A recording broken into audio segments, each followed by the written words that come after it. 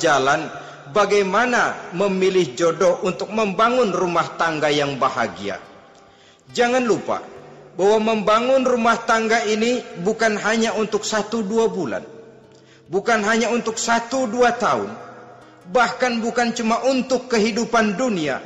Lebih daripada itu pun untuk menunjang kebahagiaan di akhirat. Oleh karenanya, memilih jodoh bukan satu hal yang mudah, bukan satu hal yang bisa dilaksanakan sambil lalu, tetapi memerlukan penelitian, memerlukan pengamatan yang mendalam. Apa petunjuk agama tentang itu? Dengan kata lain, bagaimana seharusnya seseorang memilih jodoh dalam kehidupannya? Ini tentu saja sumbangan moral buat adik-adik remaja dan para pemuda yang lagi kebingungan memilih jodoh, atau barangkali buat bapak-bapak yang kepengen nambah lagi.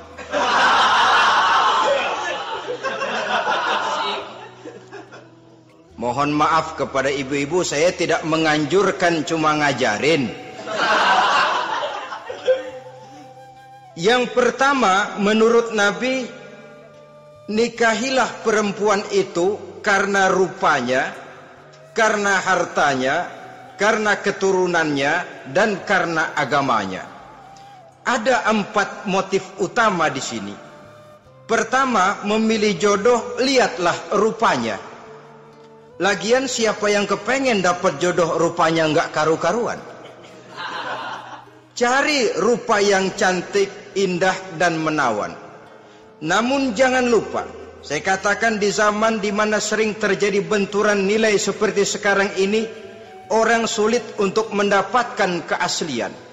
Di mana teknologi sudah sedemikian canggih, di mana ilmu kedokteran sudah sedemikian maju, maka berbagai macam rupa bisa dibentuk dengan apa yang dinamakan operasi plastik misalnya. Yang pesek bisa dibikin mancung, kuping yang kelebaran bisa dibikin sedang, pipi yang kembung sebelah bisa dibikin rata, janggut yang tidak menarik bisa dibikin bak lebah bergantung katanya. Oleh karena itu, kalau pilihan hanya tertuju kepada rupa yang cantik saja semata-mata, kita sudah melakukan satu kesalahan yang sangat besar. Sebab apa? Diperingatkan oleh Nabi melalui hadis Ibnu Majah, Bazar dan Baihaqi dari Ibnu Umar.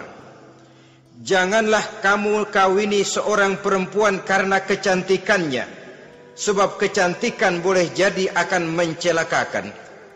Jangan juga kamu kawini perempuan karena hartanya, sebab kekayaan biasanya akan mendatangkan kesombongan. Tetapi kawinilah karena agama dan akhlaknya, karena itulah yang akan membawa kepada kebahagiaan. Saudara-saudara kaum muslimin, terutama adik-adik remaja dan para pemuda, dikala usia puber, apalagi mata baru terbuka, awal balik namanya, remaja sering kehilangan filter. Pokoknya asal ngelihat rupa yang sudah lemot, denok, geboy, pikiran pun hanyut, malam terkenang, siang terbayang, tidur tak nyenyak, makan tak enak katanya, selalu terbayang wajah si doi. Dikala itu orang kehilangan pertimbangan bahwa rupa yang cantik kadang-kadang sering menipu. Diriwayatkan oleh Imam Ibnu Abbas, satu hari ketika sedang kumpul dengan para sahabat, lewatlah orang dengan potongan potongan orang kaya. Kelihatan kan, orang kaya sama orang miskin jalannya aja lain kan. Jalannya saja, jangan gaya hidupnya, jalannya saja lain. Liwat dia. Rasul bertanya kepada seorang sahabat, menurut pendapatmu bagaimana orang yang lewat itu? Kata sahabat, oh yang lewat ini ya Rasul, kalau dia meminang perempuan pasti diterima. Kalau dia menolong orang pasti berhasil. Kalau dia ngomong pasti didengerin. Kenapa? Orang kaya. Orang kaya ya Rasul. Kalau dia minang, perempuan mana? yang kagak bisa menerima kalau dipinang oleh orang kaya, biar mukanya udah belipet kayak dompet tanggung bulan. Kalau memang duitnya banyak, nggak kelihatan tuh muka yang belipet, yang kelihatan duit. Kalau dia nolong orang, pasti berhasil apa yang dia tolong itu. Kalau dia ngomong, pasti didengerin orang, walaupun omongannya biasa-biasa saja. Kenapa? Orang lihat penampilannya. Sudah, ketika orang itu lewat, beberapa lama kemudian lewat lagi seseorang yang kelihatannya miskin. Rasul tanya lagi, kalau orang ini, bagaimana pendapat kamu? Wah, potongan begini sih Rasul. Kalau dia Minang, orang tolak. Siapa yang mau kawin sama kere begini? Kalau dia nolong orang, pasti nggak berhasil.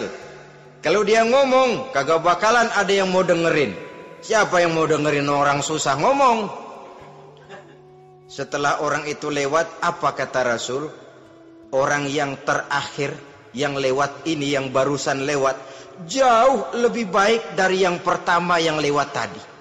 Jauh lebih baik. Maksud dari ucapan ini, Rasul sebenarnya mendidik para sahabat jangan tertipu oleh penampilan. Sebab penampilan tidak selamanya mencerminkan keaslian. Apalagi di zaman sekarang, salon di mana-mana bejibun. Alis mata bisa dibikin, pipi bisa dicat. Yang pinggir kuning, yang tengah merah, di sebelah merah ada yang kehitam-hitaman, persis orang kepentok tiang listrik.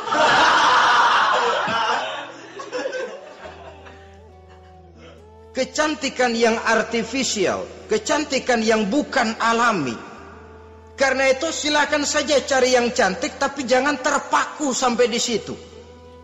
Sebab kecantikan di samping dia mudah berubah oleh pergeseran masa dan pertukaran waktu, ternyata penampilan tidak selamanya mencerminkan keaslian. Lain hari seorang sahabat pernah mengadu, "Ya Rasul, ada apa? Inna imraati la turaddu yadul lamis."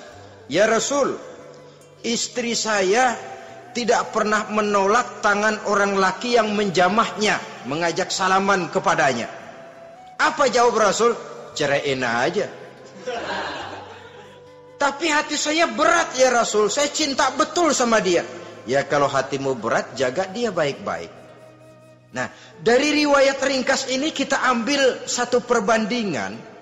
Memang punya istri berwajah cantik itu kadang-kadang si malakama kalau imannya tidak kuat. Si malakama. Kita diemin aja, binal, makan hati, nggak aman, nggak tentram. Jangan-jangan saya berangkat ke kantor, dia ngompreng.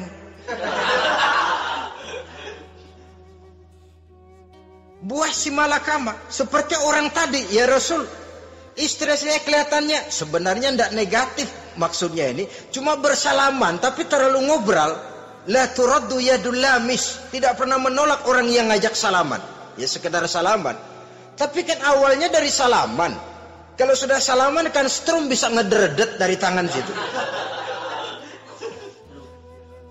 Kata Rasul sederhana saja. Ya kalau memang begitu ceraiin.